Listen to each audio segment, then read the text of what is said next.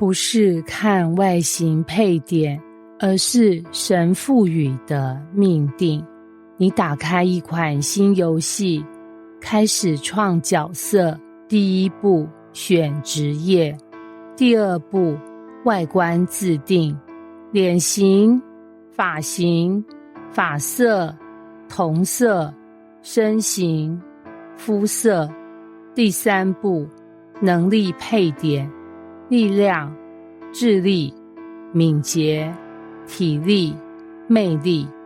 你眯着眼看着画面，犹豫不决。我要帅一点，还是像睾丸一样怪一点？敏捷要拉高吗？还是先称智力？魅力要不要加个5点？创角还没开始玩，你已经在自我怀疑人生了。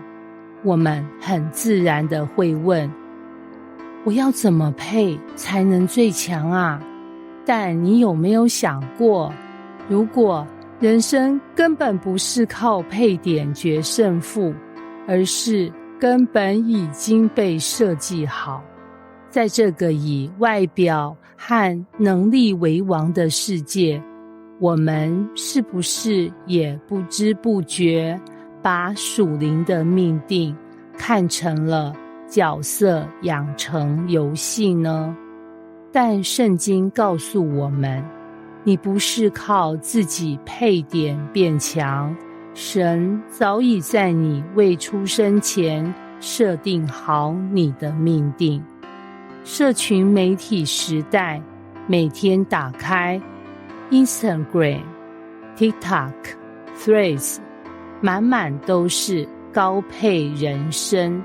有人长得好看，还会健身，脸配身材满点。有人多才多艺，会画画，会跳舞，还会写程式。有人社交力满点，每天跟不同朋友打卡，活像现实中的 NPC 大哥。而你看着手机里的自己，默默地想，我是不是配点错了？为什么我不够外向？为什么我数学烂到爆？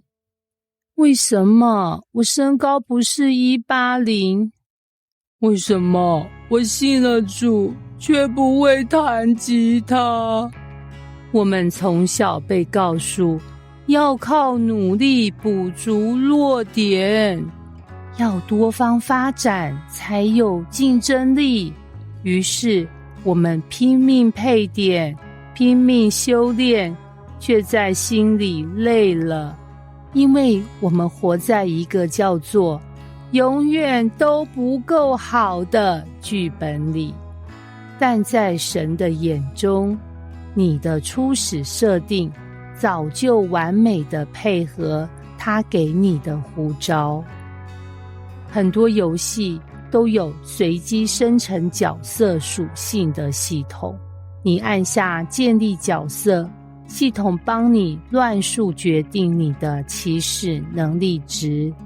有些玩家会一直重刷，直到刷出满意的属性才肯开始玩。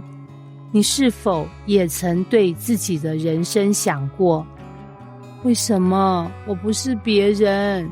如果可以重来，我想要。但神不是乱数创造你。诗篇139篇13到14节说，我的肺腑是你所造的，我在母腹中，你早已复辟我。我要称谢你，因我受造奇妙可畏，你的作为奇妙，这是我心深知道的。也就是说，你现在的性格、背景、天赋，并非错误配点，而是神量身打造。你可能以为你的体贴是太软弱，你的内向是不合群，你的艺术细胞是没用的兴趣。但神说，那是我放进你里面的宝藏。你不是失败的角色选择，不是设计上的 bug， 而是命定中的主角。撒母耳记上16章，神要撒母耳为以色列寻找新王。撒母耳看见高大帅气的以利亚，就说，这一定是神要选的。但神却对他说，人是看外貌，耶和华是看内心。撒母耳记上16章7节。于是大卫这个连被邀进来都没有的小弟，被拣选成为以色列的王。如果照外形配点来看，大卫根本不是王者模板，但神不是根据外貌与气场选角，他根据的是心与命定。同样的，今天也许你不是职场上最亮眼的人，不是教会里最能干的人，甚至不是朋友圈最被需要的人，但你不要灰心，神选的是你，而不是你的外表、履历或技能树。有一位年轻人在教会服侍多年，总觉得自己不是做大事的人。他不会讲道，不太会弹琴，也不喜欢在台上曝光。有一天，他被安排去协助教会的长者事工，帮老人家拿药，陪他们聊天。一开始他觉得这是边角的角色，但几个月后，他发现那些长者竟然开始主动找他倾诉心事，还邀他祷告，一起读圣经。有一天，一位长者拉着他的手说，你知道吗？你是我这周唯一讲过话的人。那一刻，他才真正明白，我被放在这里，不是因为我最强，而是因为我最适合。这就是命定的奥秘。你的位置不一定是最显眼的，但却可能是最刚好、最重要的。你或许会问，那我还要努力吗？不是就这样了？不是的，努力本身没有问题，问题是你努力的方向是为了回应神的呼召，还是为了弥补世人的眼光？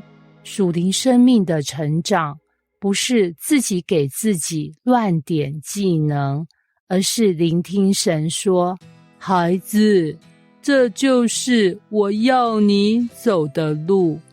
这样的生命不再活在比较与自卑中，而是在确信中前行。